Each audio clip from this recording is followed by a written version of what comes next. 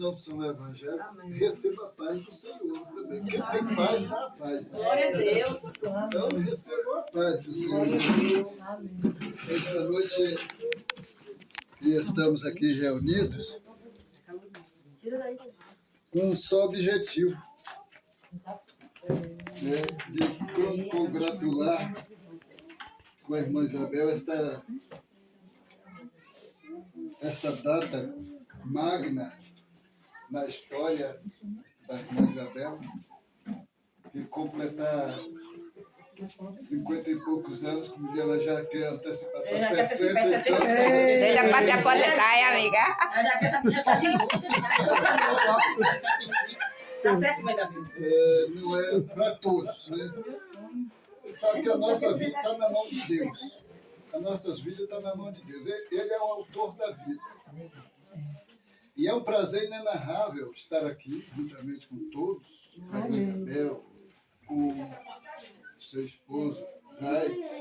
E nessa data, a data dela do aniversário já passou, mas hoje é um dia de ação de graça. Amém. A Deus por reconhecimento do que Deus tem feito na sua vida. É verdade. Né? E nós estamos aqui pela graça de Deus, porque a graça de Deus nos une. Amém, Senhor. A graça de Deus cria pontes e não barreiras, né? Então, é pela graça que nós estamos aqui, juntos aqui. Eu quero deixar uma palavra aqui para todos, para a nossa meditação, no livro de Atos, capítulo 10, versículo 33, que nos diz assim: logo mandei chamar-te, e bem fizeste em vir. Agora, pois, estamos todos presentes diante de Deus, para ouvir tudo quanto por Deus te é mandado. E abrindo o pé da boca, disse-lhe: reconheço por verdade que Deus não faz acepção de pessoas, mas que Ele é agradável àquele em que qualquer nação o teme e faz o que é justo. Glória a Deus. Esta palavra é referente a um homem centurião da corte italiana que vivia em Cesareia. Todos nós sabemos que Deus é o Deus que opera milagres e maravilhas, né? Porque não existe outro Deus como o nosso Deus. Glória a Deus. Ele opera milagres e maravilhas. Agora, sabemos que Deus opera milagres e maravilhas, curas, libertações, mas um dos maiores milagres que Deus opera nas nossas vidas é a salvação das nossas almas. Amém, Jesus. Esse é um dos maiores milagres. Porque não foi com ouro nem com prata que nós fomos comprados, resgatados. Foi com o precioso sangue de Cordeiro de Deus, que tira o pecado do mundo. Então foi com um preço altíssimo, um preço de sangue. Não foi com prata nem com ouro. Os milagres é normal acontecer, as libertações, mas a salvação de um pecador custou um preço caríssimo, um preço de sangue. O Senhor Jesus Cristo teve que pagar esse preço lá na cruz do Calvário. Teve que derramar o seu precioso sangue. O inocente se tornou culpado por nossas vidas. Então nós fomos resgatados do poder das trevas e convertidos na sua maravilhosa luz de Deus. Fomos libertos da escravidão do pecado que nos escravizava e Ele nos pôs em plena liberdade. Pois Gálatas capítulo 5, versículo 1 diz: estáis, pois, firme na liberdade que Cristo vos libertou. Glória a Deus. E não vos torneis se meter debaixo da escravidão do pecado. Então nós já estamos livres dessa escravidão do Glória a pecado. Jesus. Nós fomos reconciliados com Deus pelo próprio Cristo. Por esse sacrifício nós fomos reconciliados com Deus, porque nós vivíamos em contenda com Deus, mas nós fomos reconciliados com Deus. Através desse sacrifício lá na cruz do Calvário, nós fomos é cheio de uma viva esperança de salvação e de vida eterna, porque as pessoas que não têm Cristo não têm essa esperança, mas quem tem Cristo já tem esta esperança Aleluia. de salvação e de vida eterna, de viver a vida no céu. Eu já vejo aqui as pessoas dizer que nós vamos morar no céu, porque você já tem essa esperança que nós vamos viver no céu. Aleluia. Porque só existe dois caminhos. Céu e inferno. Só existe o caminho largo e o estreito. Só existe dois caminhos. Não existe mais do que dois caminhos. Quem não estiver no caminho estreito, está no caminho largo. Está vivendo no caminho largo. E o Senhor Jesus Cristo é o Deus que opera milagre, maravilha. Ele ressuscita morto. Ele restaura a vida. Ele renova. Porque Ele renova as nossas vidas. Porque, segundo as Coríntios 5,17, diz que se alguém está em Cristo, é uma nova criatura, as coisas velhas se passaram e eis que tudo se fez novo. Glória a Deus. Então, a pessoa de Jesus, ele trouxe renovação para as nossas vidas. Aleluia. Ele é a pessoa que ressuscita os mortos. Ele é a pessoa que renova as nossas vidas, que há pouco já foi lido aqui, que o que espera no Senhor renovarão as suas forças. Então, essas forças vêm de Deus, vêm do nosso Senhor Jesus. Glória a Jesus, aleluia. Por isso que a mensagem dos apóstolos, logo após eles serem cheios do poder do Espírito Santo, lá no livro de Atos, no capítulo 2, eles foram cheios do Espírito Santo, e eles começaram a pregar a mensagem cristocêntrica, porque só Cristo tem o poder de libertar, transformar, salvar, curar, ressuscitar, porque eles viam a necessidade de pregar a mensagem cristocêntrica. Glória a Deus. Porque só Jesus tem o poder de fazer isso. Aleluia. Né? E aqui, depois da perseguição que houve por causa da morte de Estevão, porque o Senhor Jesus, para cumprir o que o Senhor Jesus disse, lá no livro de Atos, capítulo 1, versículo 8, ele diz que aos discípulos dele, né, que eles seriam não afastados de Jerusalém, até que do alto seja revestido em poder. E depois de ser revestido em poder, ele seria o testemunho de Jesus, tanto em Jerusalém, como toda a Judéia, Samaria, até os confins da terra. Mas depois que eles foram revestidos de poder, eles continuaram em Jerusalém. Aí houve a necessidade da perseguição, por causa da morte de Estevão, houve uma perseguição, e depois da perseguição, o Espírito Santo de Deus tira Pedro, separa Pedro para um ministério específico. Louvado seja o Senhor. Amém. Para um ministério específico que ele não estava preparado ainda. Porque Deus não pega os capacitados. Deus capacita aquelas pessoas para a obra dele. Deus não pega a pessoa Glória a capacitada. Jesus. Deus capacita a pessoa para uma obra específica. Deus capacitou a Pedro, separou Pedro e para enviar numa cidade chamada de Jope. Primeiro ele passa por Lida e vai até a Jope em Lida. E aí visita os santos de lá. E aí ele encontra um homem que estava enfermo durante 8 anos, chamado Enéas. E ele, Pedro, cheio do Espírito Santo, na direção do Espírito Santo, porque o homem e a mulher cheia do Espírito Santo, na direção do Espírito Santo, fala e o milagre acontece. Aleluia. Tudo que fala é a verdade, que sai da boca dele, porque ele está falando na direção do Espírito Santo de Deus. Não está falando da carne. Está falando do próprio Espírito que fala pela boca daquele que o Espírito mesmo capacitou para realizar as suas obras. Então, Pedro viu Enéas jazendo paralítico em cima da cama, falou com Enéas: Enéas, Jesus te dá saúde. E diz a palavra que imediatamente aquele homem se levantou daquela cama. Faz a tua cama, ajeita a tua cama. E diz que imediatamente ele levantou.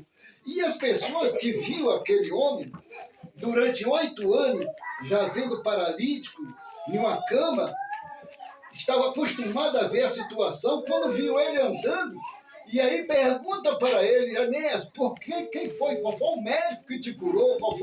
Qual foi o remédio que você tomou, ele disse, Jesus Cristo me salvou. Glória Foi a Deus. Jesus que me curou. E aí o povo aceitou Jesus Cristo. Muitas Glória a pessoas Deus. aceitaram Jesus Cristo. Glória a Jesus. E nesta mediação que ele estava ali na cidade de Lida, lá em Jope, todos nós sabemos que Jope foi um lugar onde Jonas se escondeu para fugir da presença de Deus.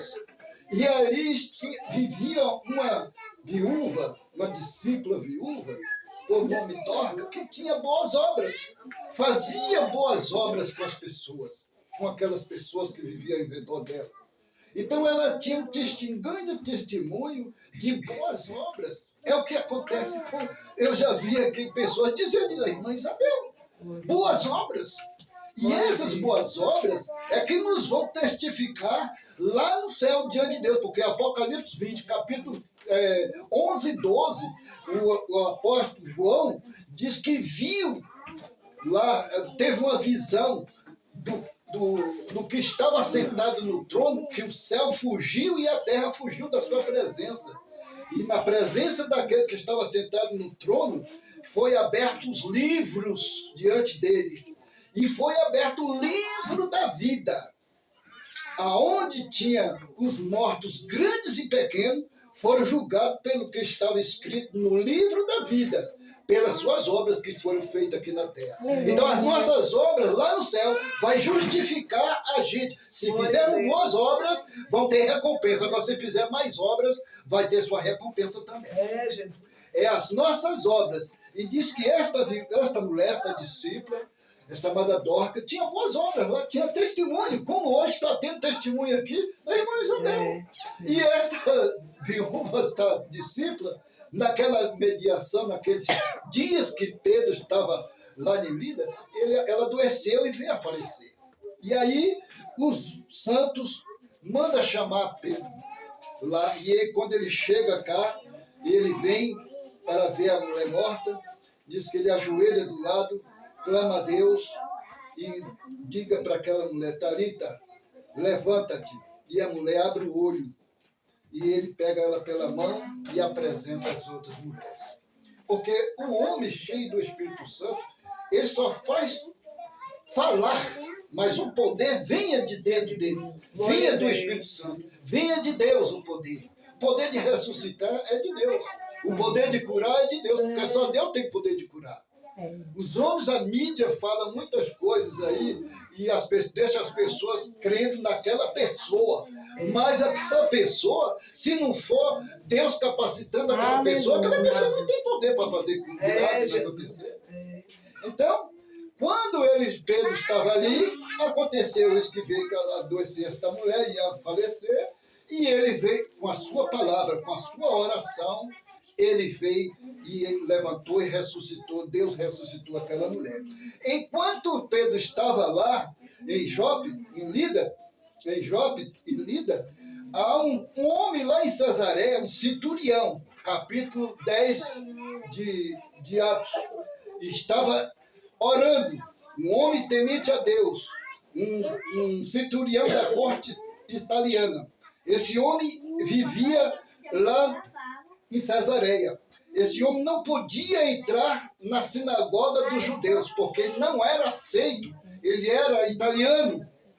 E a sinagoga dos judeus, somente os judeus poderiam entrar para orar a Deus. Ele não podia entrar lá na sinagoga, mas ele construiu um altar para Deus de oração na sua casa. E diz que ele, o homem temente a Deus, um homem honrado, um homem generoso, que fazia muitas esmolas, e continuamente ele orava a Deus com a sua família. Então, quando um dia aquele homem, no seu habitual costume de orar a Deus na sua casa, pedindo solução para a sua vida e a sua família, Deus ouve as suas orações e envia um anjo lá na casa dele. Quando ele vai orar, ele vê o anjo na casa dele. E o anjo diz para ele, Cornélio, as tuas esmolas e a tua oração subiu para a memória de Deus. Porque, meus queridos e amados irmãos que estamos reunidos, se nós construirmos um altar da oração dentro do nosso lar, protege a nossa família, a nossa vida, a nossa família, e Deus sempre está atento às nossas necessidades. Aleluia. Porque eu vejo isso aqui no livro de Gênesis, capítulo 35, quando Deus fala com Jacó. Jacó sobe a Betel, porque Jacó estava preocupado com a chacina que seus 2 filhos fizeram lá naquele lugar onde que ele estava. Porque os moços daquela cidade pegou uma das suas irmãs, a única irmã que tinha, mulher, que Jacó só teve filho homem, só teve uma mulher, e cometeu incesto com aquela mulher. E aí 2 filhos de Jacó matou um bocado de varões ali naquela cidade. E aí Jacó com medo, ficou com medo, e aí Deus fala agora, levanta daí, da onde você está, dessa terra que você está, vai a Betel, lá, habite lá, e lá faça um altar ao Deus que lhe apareceu quando você fugia da presença de seu irmão Esaú. Então Deus mandou Jacó habitar em um lugar e ali fazer um altar de adoração. Se nós fazermos a mesma coisa, nós temos a proteção de Deus. Nós somos ouvidos por Deus, porque este homem aqui, esse centurião, ele não podia entrar na sinagoga, mas ele fez o altar da oração na sua casa. Ele orava continuamente na sua casa, por ele e por toda a sua família. E um dia Deus envia o anjo, disse: Cornélio, as suas orações foram ouvidas, as suas esmolas subiu, estão na memória diante de Deus. Envia agora homens a Jope. Envia homens a Jope. Manda chamar a Simão, que tem por sobrenome Pedro. Ele te vai dizer o que você precisa de fazer. E assim, este homem que era centurião pegou 2 dos seus servos e um dos policiais que o servia, enviou a Jope e lá conversou com Pedro, e agora Pedro volta, porque Pedro, todos nós sabemos do que o Espírito Santo preparou a Pedro, com aquela visão daquele lençol branco que tinha as 4 pontas atadas e cheio do meio do lençol, cheio de animais impuros, e a voz dizia: Pedro, come, e mata e come. E Pedro dizia: não, Senhor, eu não posso comer nada imundo, não como nada imundo.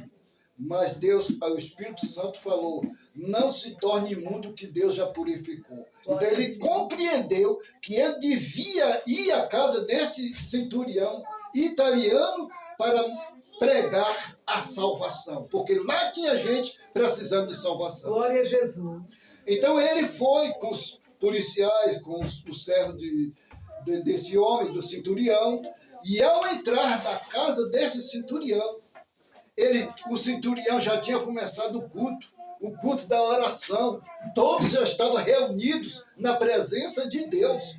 Quando se fala na presença de Deus, está em oração. O povo estava em oração, esperando só o pregador chegar, que era Pedro.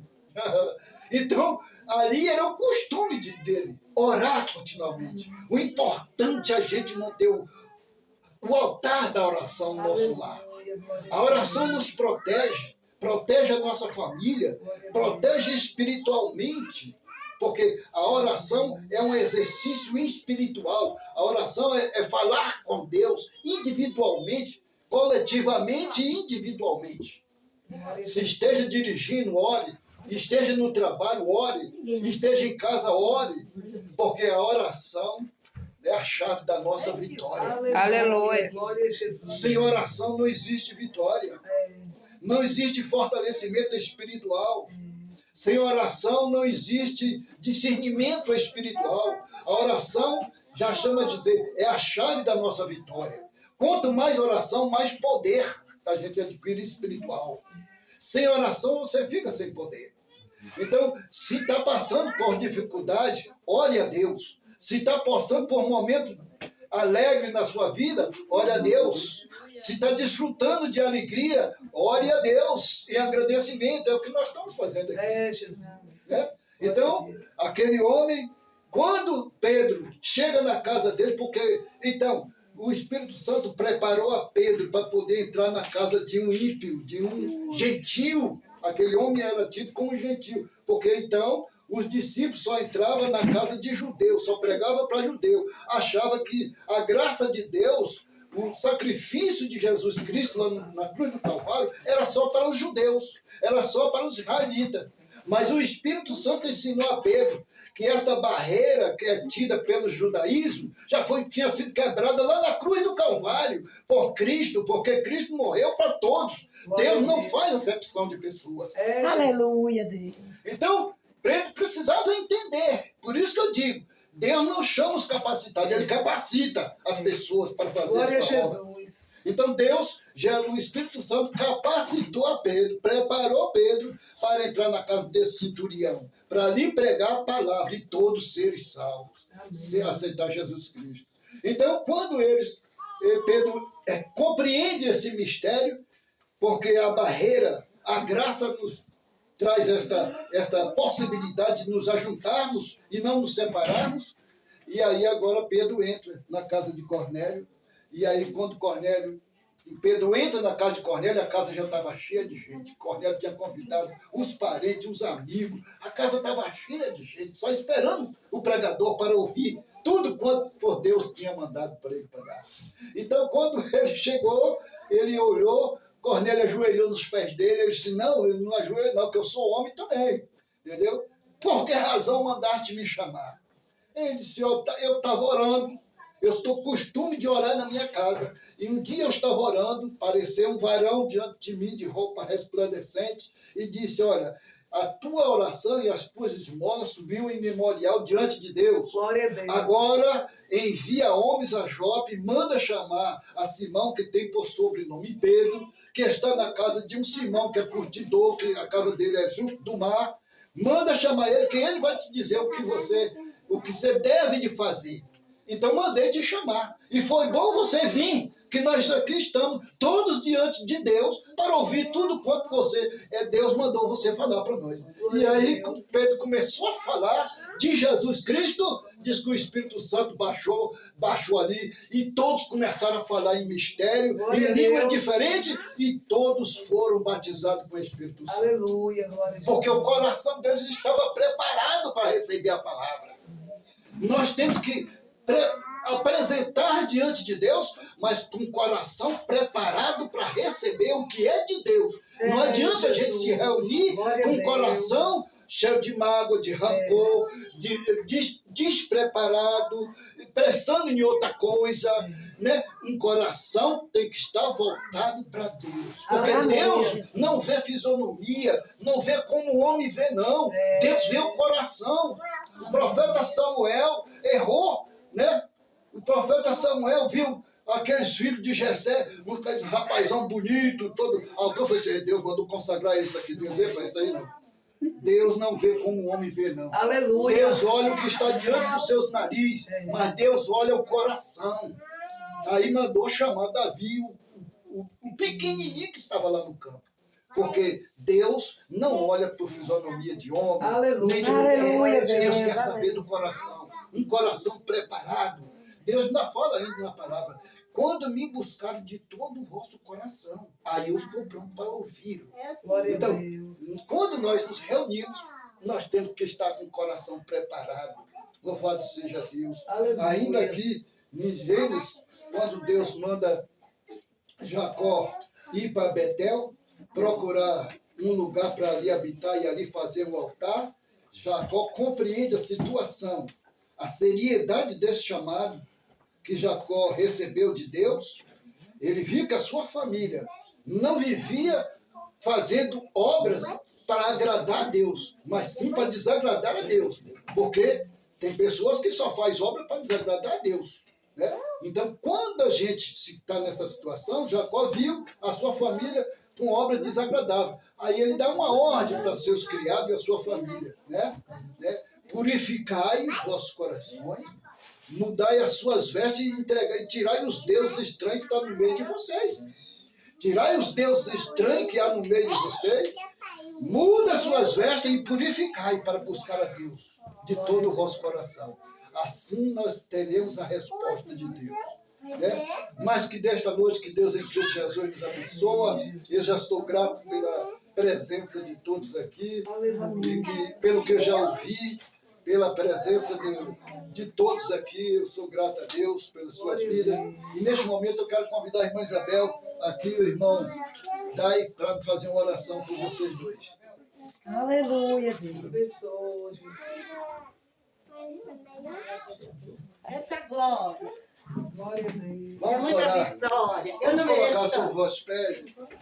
Vamos estender as mãos para cá, sobre essa família aqui, para nos abençoar. Aleluia. Vira para frente. Senhor, nosso Deus e nosso Deus Pai, Todo-Poderoso. somos gratos.